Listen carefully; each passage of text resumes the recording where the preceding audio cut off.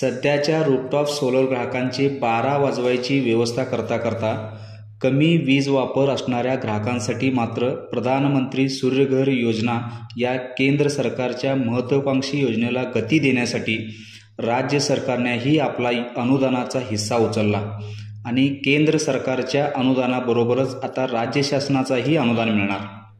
मग आता कोण असणार पात्र, काय निकष ठेवला आहे, राज्य शासनाची अनुदानित रक्कम वगळता ग्राहकांनी किती रक्कम भरावी लागणार ते आपण थोडक्यात पाहणार आहोत। सध्याच्या PM सूर्यघर योजनेसाठी केंद्र सरकारकडून जी 1 किलोवॅटसाठी 30,000, 2 किलोवॅटसाठी 60,000 आणि 3 किलोवॅटसाठी 78,000 अनुदान सध्या मिळत आहे। याच PM सूर्यघर योजनेला संलग्न असा महाराष्ट्र शासनाचा स्वयंपूर्ण महाराष्ट्र आवासीय रूफटॉप सोलर योजना म्हणजे स्मार्ट सोलर योजना या नावाने आता सोलर बसवू इच्छिणाऱ्यांना अधिकचा म्हणजे ॲडिशनल सबसिडीची तरतूद केली आहे। या योजनेसाठी 2025-2026 साठी 330 कोटी तर 2026-2027 साठी 325 कोटी इतक्या रकमेची तरतूद अनुदानासाठी केली आहे।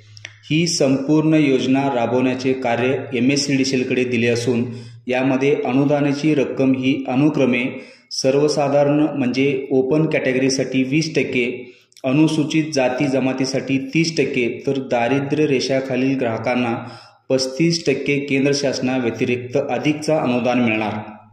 आता ही अनुदानाची रक्कम समजावत असताना महाराष्ट्र सरकारने किंवा महाराष्ट्र शासनाने सिस्टमची प्रति किलोवॅट कॉस्ट 50,000 पकडली आहे, जी प्रॅक्टिकली पॉसिबल नाही आहे। तरीही आपण 50,000 रुपये सिस्टमची कॉस्ट पकडली तर त्यामध्ये 30,000 रुपये केंद्र सरकार देणार आणि जर ग्राहक हा अनुसूचित जाती किंवा जमातीमधला असेल तर 30% म्हणजे 15,000 रुपये राज्य सरकार तर उर्वरित 5,000 रुपये लाभार्थी देणार। सगळ्यात महत्त्वाचा मुद्दा आहे तो म्हणजे कोण असणार पात्र।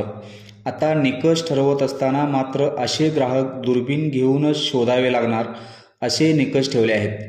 एकूण 4 निकष आहेत, त्यातले पहिले 2 एकदम बेसिक आहेत, ज्यामध्ये पहिलं म्हणजे वीज बिल थकीत नसलं पाहिजे आणि दुसरं म्हणजे ग्राहकाकडे वैध वीज कनेक्शन असणं बंधनकारक आहे।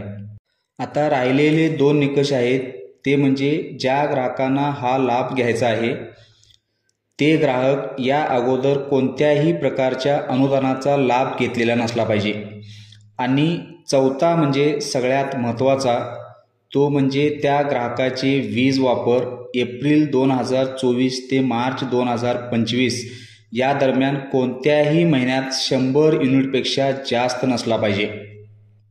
या योजनेचा कालावधी मार्च 2027 पर्यंतच असणार आहे। ही गव्हर्नमेंटची नोटिफिकेशन गव्हर्नमेंटच्या www.maharashtra.gov.in या गव्हर्नमेंट ऑफ महाराष्ट्राच्या संकेतस्थळावरती उपलब्ध आहे। धन्यवाद।